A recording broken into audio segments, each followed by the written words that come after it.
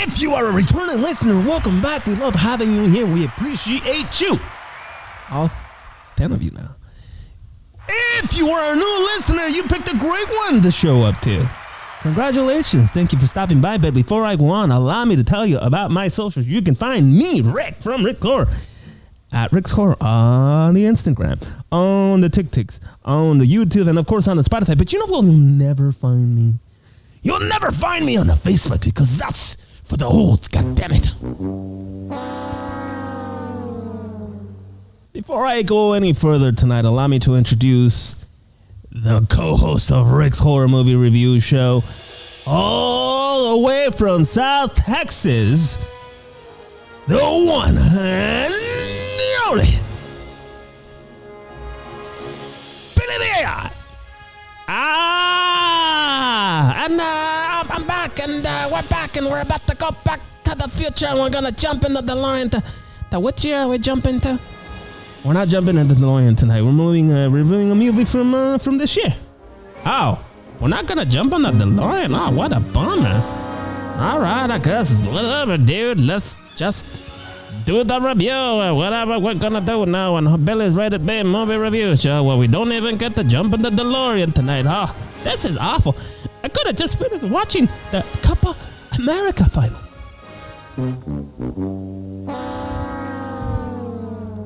I've seen enough of that. Yes, but let us begin with tonight's show. Okay, let's dive right into tonight's movie. Now, I'm gonna keep this as spoiler-free as I possibly can. In a violent nature, or as I like to call it, in a violent. What is news fest? You know, I was really hoping for a fresh take on the old slasher genre, which all 10 of you know I am not a fan of, and instead I got this killer who couldn't scare a goddamn goldfish. This guy has all the terror of a soggy cardboard box. Watching this guy try to be scary is like watching someone try to start a fire with a wet mat. It's frustrating, and it's doomed from the beginning because what matches just aren't gonna ignite. Goddammit, stop it! Be smart! You know you're in for a treat when the killer's backstory sounds like it was written by a bored teenager on a Monday morning. A campfire story about a massacre. Oh, wow, it's so groundbreaking. It's like they took every single horror cliche, tossed those sons of sons of bitches in a blender, a ninja, of course, and poured out this flavorless smoothie of a character.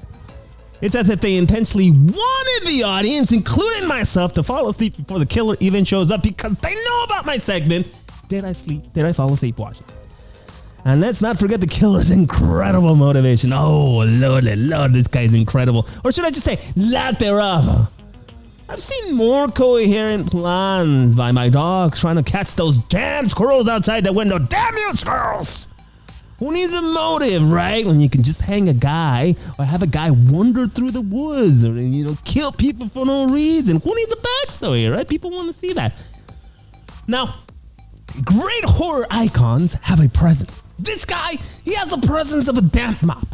I'll admit this much. I am not a fan of slashers. I don't know how many times I have to say this, but Jason is relentless. He has presence. Freddy, in his own twisted and sick way, is charismatic. And this dude, he's got the terror of a sleepy hamster. No manners, no suspense, just a lumbering, trudging through the woods. Look at me, how scary I am. Oh, scary, right? Yeah. The kills, of course. Okay, some of them looked disturbingly real. But let's be honest, even a broken vacuum cleaner occasionally picks up dirt. These kills are wasted on a character who's as interesting as a Taco Bell taco. So even if you find a few creative kills, it's like putting glitter on a trash can. At the end of the day, guess what? It's still a goddamn trash can. And the cherry on top of this, the guy's charisma level. My goodness. Zero. Absolutely, positively, the least electrifying man or demon or whatever this thing is in sports entertainment or in movie. He's as engaging as a snail race. That's as much as I'll say about that. The only thing that is more terrifying, or rather, the only thing that I find more terrifying than this thing, or the only thing I think is really terrifying, I can't even think straight anymore, is the thought of having to sit through this film or talk about this film ever again.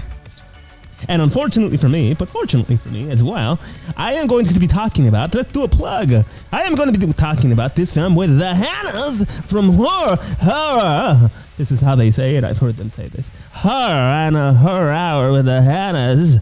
If you have not heard Horror Hour with the Hannahs, go find them on their Instagram or on their TikToks or on their, no, not on their Facebook. They're not on the Facebook because they are not old.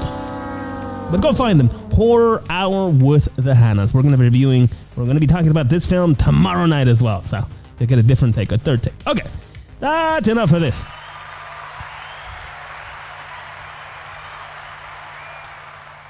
And now it's time for fun film facts with Billy the AI. Billy?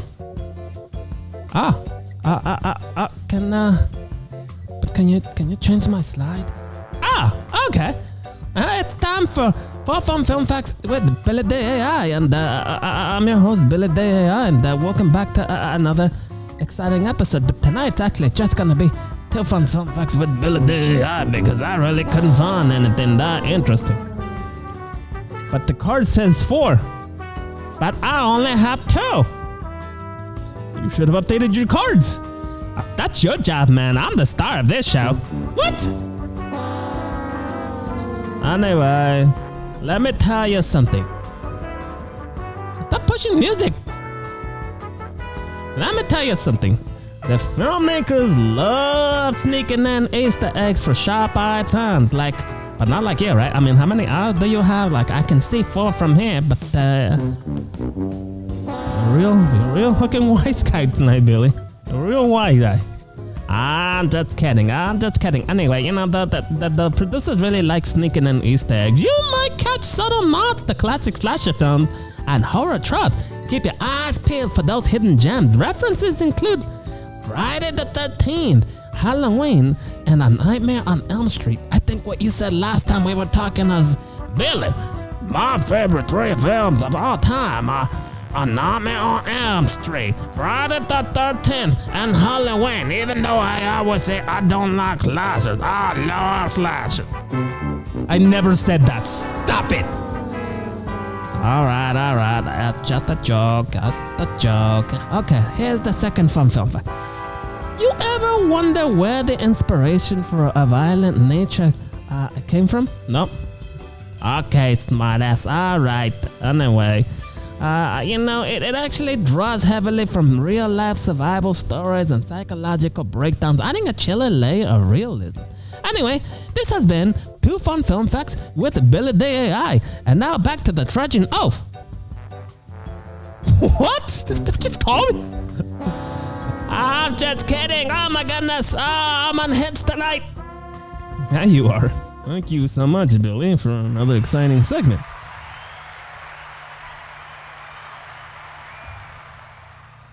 Okay, so what kind of horror film is in a violent nature? It's slasher horror. Oh, boo. The film stays true to its roots with graphic and intense visceral horror, but with I'm going to give it some credit, with a unique twist by focusing more on the killer's perspective. It's also survival horror, as Billy just mentioned in his fun film fact, set in a remote and harsh environment. The characters must navigate physical, I hate to say this, but there are some psychological challenges in order to survive, heightening the sense of danger, and urgency. I also think this film falls under the category of supernatural horror, even though it's never really explained. I don't want to give too much away, but there's definitely a supernatural horror element to this. Otherwise, how does this killer keep on killing? This is also, I would call, experimental horror. The film takes an artsy, I guess we're calling it an art house slasher, artsy approach to its cinematography and narrative, staying away from traditional slasher cinematography and not slasher tropes per se, but staying away from the way slashers are traditionally shot. Okay. Is in a violent nature a scary film?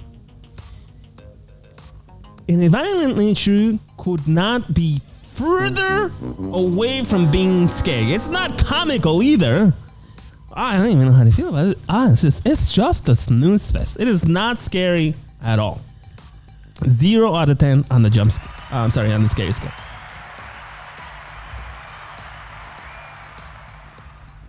Is the jump scare overused in this movie? I gotta be honest with you, I don't recall a single jump scare, and considering the film is, the story takes, we're looking at the story from the killer's perspective, it's kind of hard to, I guess, cinematically convey a jump scare when you're following the trudging off, throughout the film, and he doesn't really sneak up on anyone per se. We see him as he walks up to people. Anyway, no, 0 jump scares. God, talking too much about this thing. So much. Okay. The things I liked about In a Violent Nature, sponsored as usual by absolutely no one. I will say this. They tried to add something different to this genre with the idea of focusing on the killer's perspective. And you gotta commend them for trying something different. Congratulations. I'll also say this. Some of the kills were very, very, very creative. Even I was like, pues no, está buena. No, está mala la película, but I like that kill. That was a good kill. No, cuando he did the thing with the cabeza, and I was like, and I was like, okay. Es muy feo. That looked ugly, but a very creative kill. So some of them look disturbingly real. I just think they're wasted on a really boring film. Okay. The things I didn't like, sponsored as well as usual by absolutely no one. Maybe fans of slashers enjoy this, but I absolutely certainly do not. The lore. There's absolutely 0 lore. The lore is relegated to a campfire story about a massacre. This is lazy storytelling and detracts from the film's potential depth, or maybe this is just the way it's intended to be. I don't like it. I don't like to be just like, well, all right, here's the story. All right, you got a killer, and it's chasing teenagers through the forest, and the teenagers are doomed, and then he does creative kills, and you want to sign off on this script? Yeah, this sounds like a complete hit. Yeah. The fuck? Really? Like I said earlier, this is supernatural horror film. Like, how does he come back to life?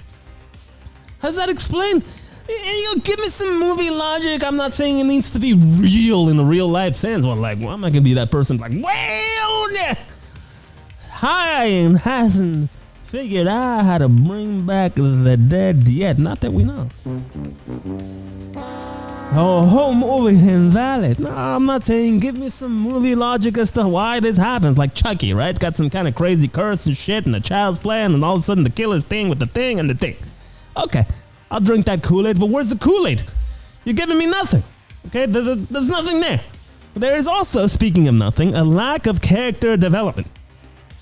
The focus on the killer means that we don't get to know the victims very well. And this makes it really hard to connect with any of them. I don't care about any of them. I can't root for them. How am I supposed to know? How am I supposed to root for these characters as they try to escape from the trudging oaf if I don't know who they are? I don't know anything about them.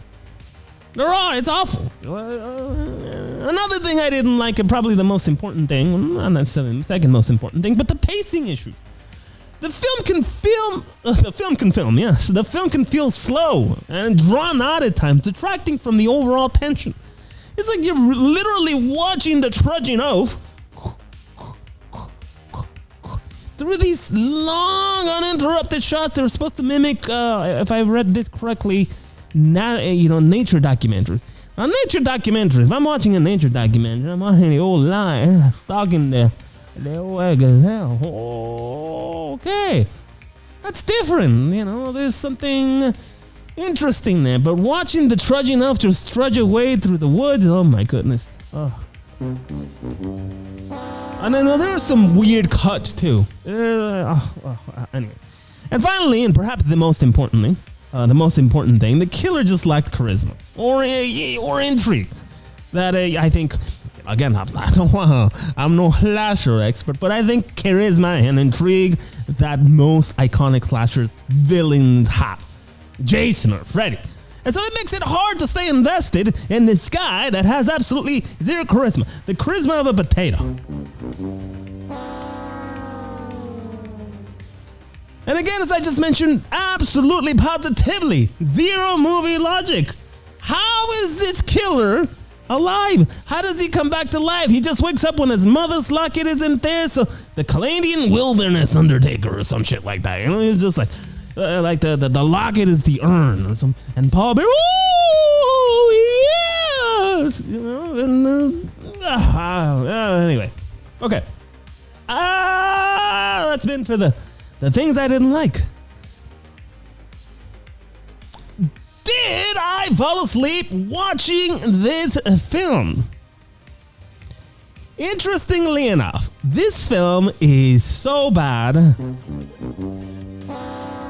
I did not. And now you thought I was going to say this film is so bad, it's good. It's not. This film is bad.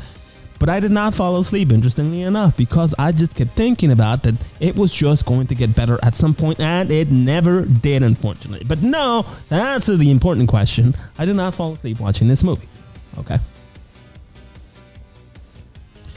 And now a new segment that sort of replaces, do I endorse this film? I'll still endorse this film. But does this film pass the R.I.C test? Is this movie rational?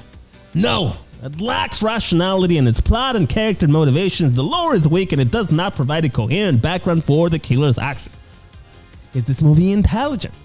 No, it is not intelligent due to its poorly developed characters and a lack of solid storytelling. No storyline. The characters' actions often don't make sense, and there's a noticeable absence of smart and engaging dialogue. Some of this dialogue, especially near the end, is absolutely, positively awful. And I'm talking about that bear story at the end of the film. And it's not the only one. It's just, instead of, I think, delivering at the very least, an interesting, I'm not saying, world-changing, thought-provoking narrative, but something interesting, the movie relies on tired tropes and lazy writing. Is the film coherent? No, it struggles with coherence, particularly as I just mentioned, in its pacing and its plot development. Scenes drag on endlessly without adding, I think personally, much to the story. You got the trudging from the left side of the screen through the left to the right side of the screen. Oh, now you have the trudging from the right side of the screen towards the left side of the screen, and it is just absolutely boring. They drag on. The transitions through different parts of the film feel disjointed.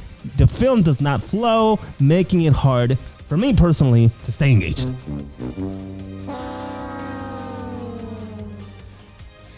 And now a rating for this film. I'm gonna give this film, because of the creative chaos.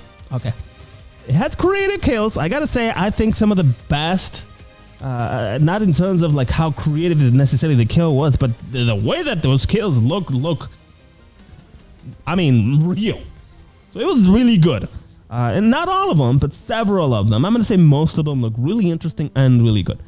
It's very gory in that sense, okay?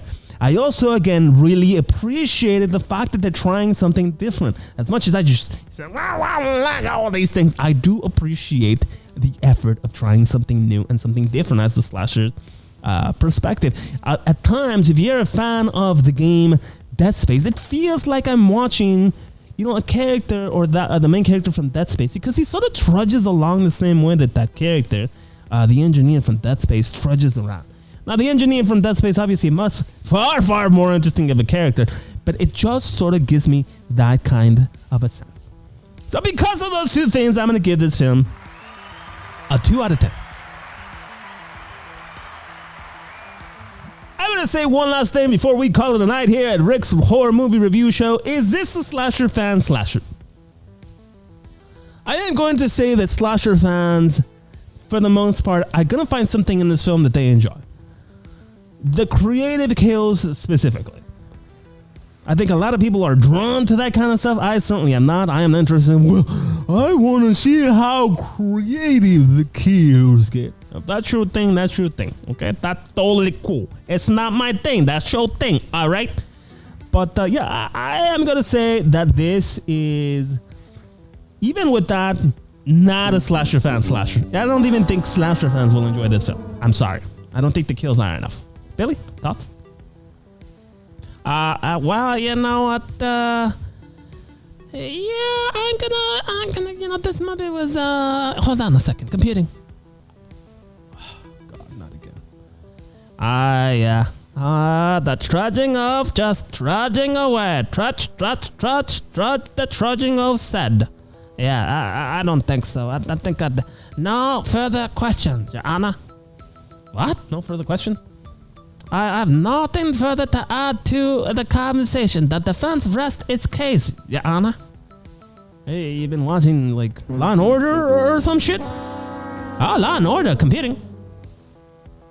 Oh, Law and Order, that's good. Oh my goodness, I think I've got something to watch for tonight. Wow, okay, yeah. Thanks for the recommendation.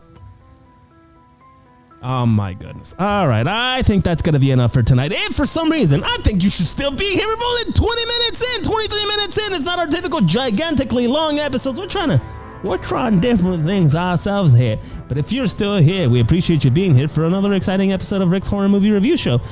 If you thought this review was interesting, or we talk about any of the shit that we talk about here, fascinating or stupid, hey, you know, I find a moron who likes to talk about movies on the internet. Let your friends know if you think they might enjoy our shit. But if we appreciate you being here anyway, we'll catch you again next time on another exciting episode of Rick's Horror Movie Review Show, where we will review, I don't know, another movie perhaps. I don't know. You'll never know. But yeah, thanks for tuning in, and we'll catch you again next time. Oh, how's the Copa doing? Come on, Colombia!